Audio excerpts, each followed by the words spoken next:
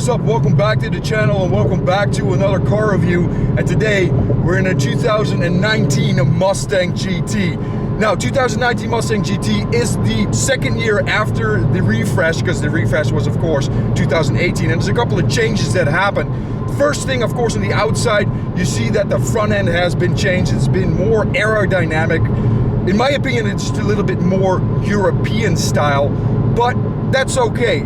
The only downside though, for me personally, is that I like the muscular headlights of the older generation just a little bit better. And I think Ford thinks the same way, because in their GT350 and of course the 2020 GT500s, they still have the same front headlights. On the back end, a lot of changed actually. You got the quad exhaust now standard on the GTs, and you also get the tail lights, which are now kind of concave. They go inwards. It brings back the old school styling of the Mustang just a little bit there. Now, another thing on the exterior is that this does have a rear diffuser, and it also has a rear wicker bill. And I've always been a fan of rear wicker bills because they give a car such a nice presence. A great side profile. Now, this car sits on Steeder springs, so it's about an inch lower. It does ride very nicely still though. It is a performance pack 1 car, so there are Brembos as well, which is always good in a car like this, because with the refresh also came more power. And of course you got that whole rev match thing going on, which is nice. Always like the way these cars handle, and then you hit it.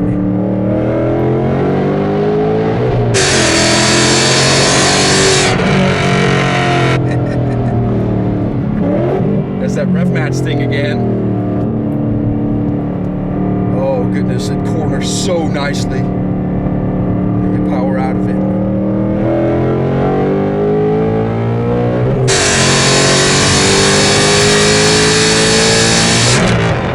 Yes! See, this is what it's all about with the Mustangs, you know? You get that freaking feeling. And it's just the price is right. You don't have to spend a freaking $1 million on a car like this.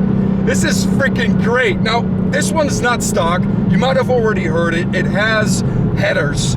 It has an X-pipe. It does still have the variable exhaust though. So you get stealth out of a neighborhood, that's not gonna be a big problem. You start it up, it's quiet. Now, aside from the headers, this car also has a Steeder intake, and it's tuned by Lund. And I think the tune is put together pretty nicely because I don't have any drivability issues.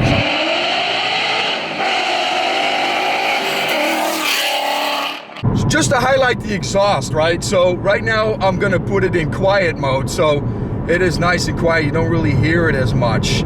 Then I can go to sport or normal mode, and it gets just a little bit louder. Just stab the gas just a little bit here. Then we go to track mode.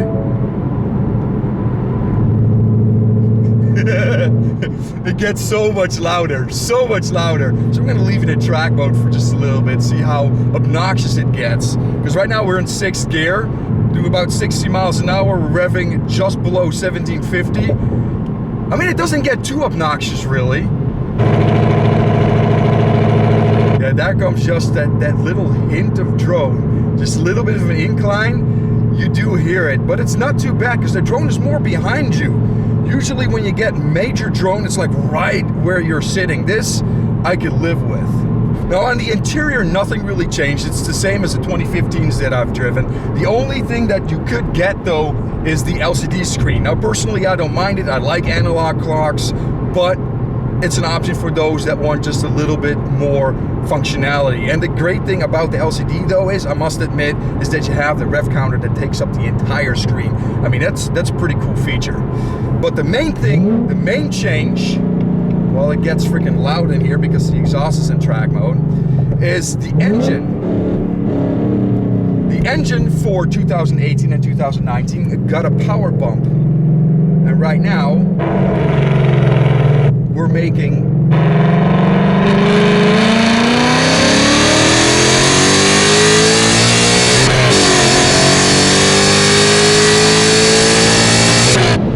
460 horsepower and 400 420 pound-feet of torque. And it kind of highlights something else, something that I think is very, very cool.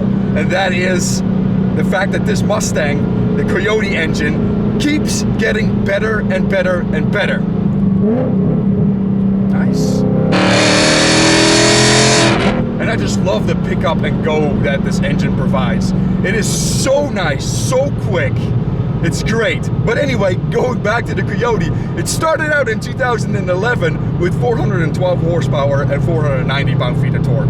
Now we're in 2019, this model, and it's 460, 420.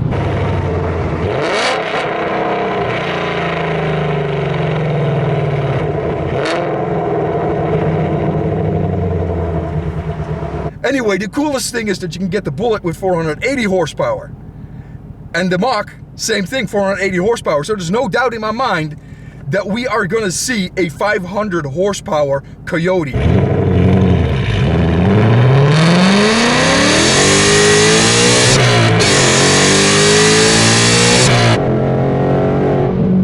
Man, this is just, it is so much freaking fun. You know, if you want to have a conclusion on a Mustang, it is so simple. It's a 6-speed manual transmission, at least it's available. You can also go for the 10-speed auto, which shifts great and also makes it faster than a Carrera S. I mean, it's faster than a freaking Porsche for a car that's costing under $50,000. I mean, that is, I think, an amazing feat. And that's what Mustang's always been like. They've always been just great value.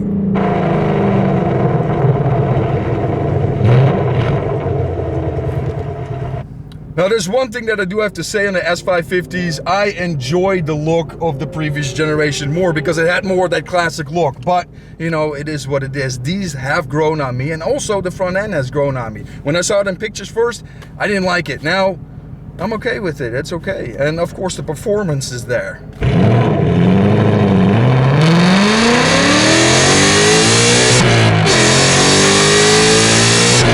Just leaving the light.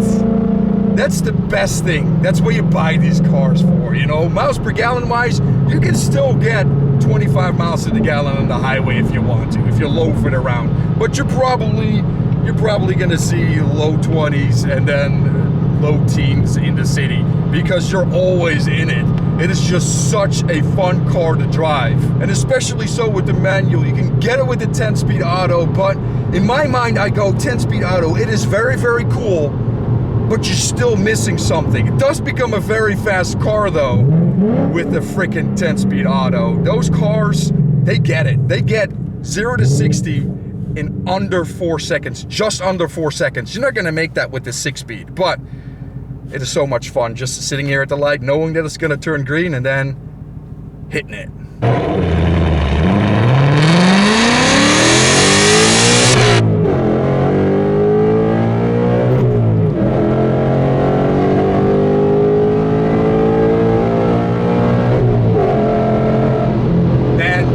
So much fun. First, second, and third, those are the best gears in this car, hands down. It's the same with my 3-valve, but of course, this one makes way more power. And it kind of highlights something else. You know, the Coyote engine has continuously improved. The 3-valve didn't get a power bump until 2010, and that was a new body style, and everyone went, why don't we have a new engine by now? I mean, we're about over this 3-valve here.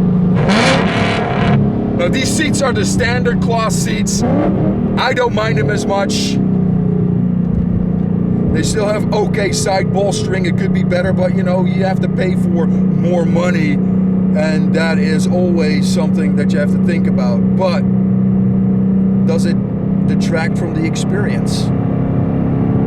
I don't think so.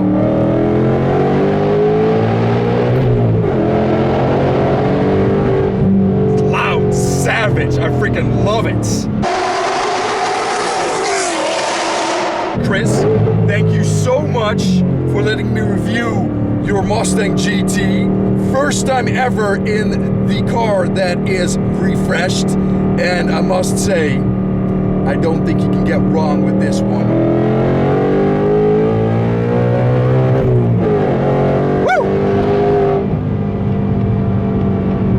Hope you you guys enjoyed this car review. And as always, I'll see you on the flip side.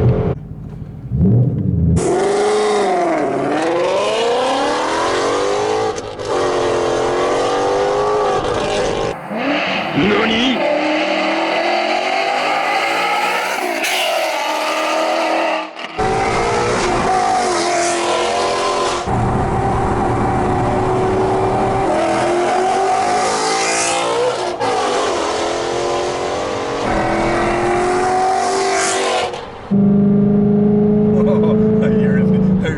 Back of my head, man, that exhaust is hilarious.